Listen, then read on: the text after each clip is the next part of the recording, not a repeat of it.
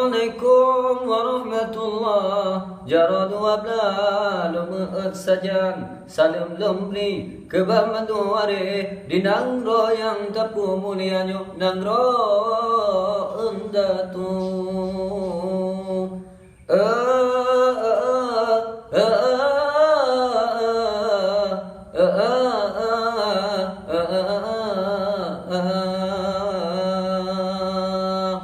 wahai pemanduare anak treble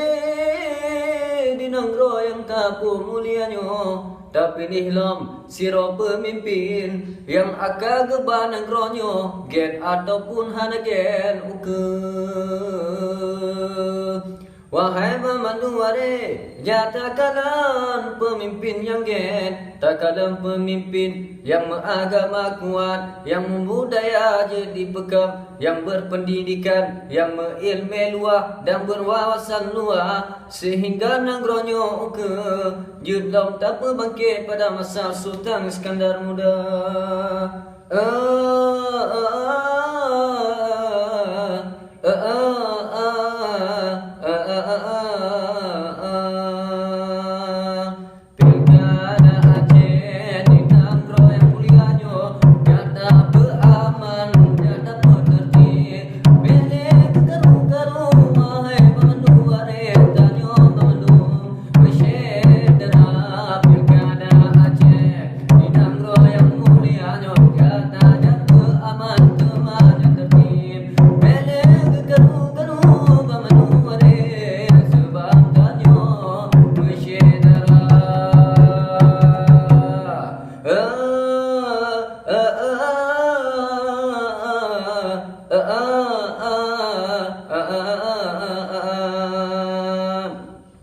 Di masa Sultan wahai warid biculun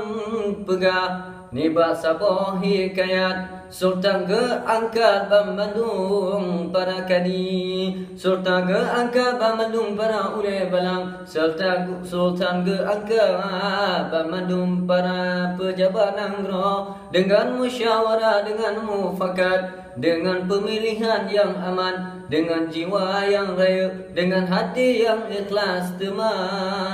yang glen.